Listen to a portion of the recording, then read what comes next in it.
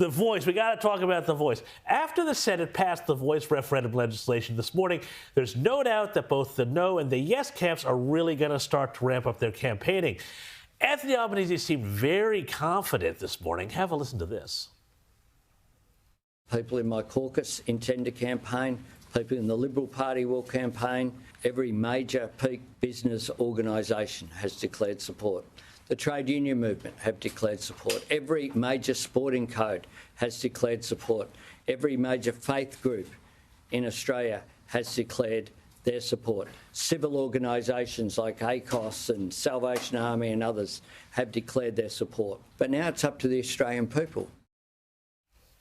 Teena, I love how the left goes out and says, oh, we suddenly love religious organizations now, and, no more separation of church and state once they're coming in behind The Voice. But is the government here making a huge mistake, taking a referendum to the people without bipartisan support in the middle of a term of government? History shows that's a disaster. It is a big mistake. And you could even see in the session this morning in Parliament that, there was such tension and such a multitude of different views.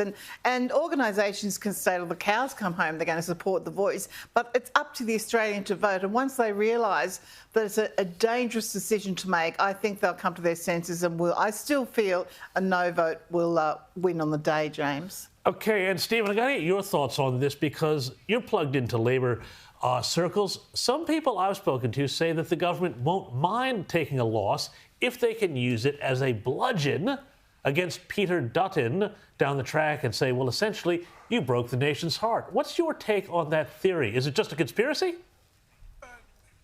No, look, I think if you look at, from the first moment he was, declared elected, on election night, Albo has been championing this. I think if it was to lose, and I'm not in Teena's camp, I don't believe that's the case at the moment.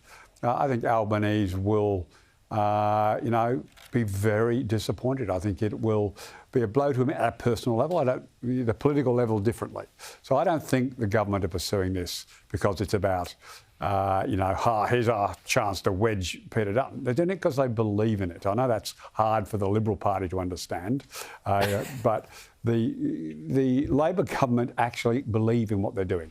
If Peter Dutton wants to throw himself in front of a train, a lot of Labor people believe in the no voice too, Steve. And it's not Labor across everywhere for the yes. There's a lot of they're just too scared to speak up. At least in the Liberal Party, you're allowed to voice your opinion. Stephen? Yes, and you spoke up, and they dumped you. I'm not quite sure that holds quite as much. Stephen, just like Trump, it took a change of rules and electronic voting. Well, hang on. Let's hop in here though, because Teena, he lost too. So if I could just stay on The Voice for a second. There may be Labor voters.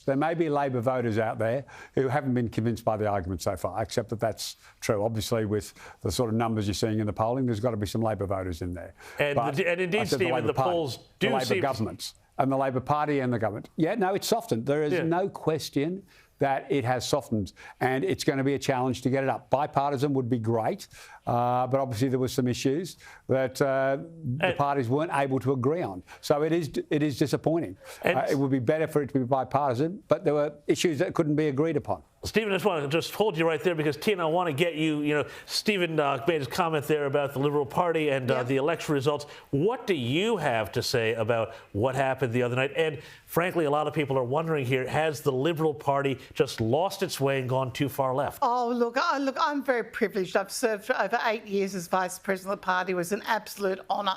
And the left have been after me for quite a long time.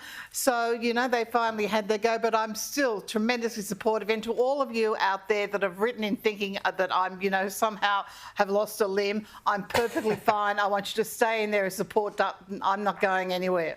Teena McQueen, Stephen Conroy. All right, Teena, you've joined.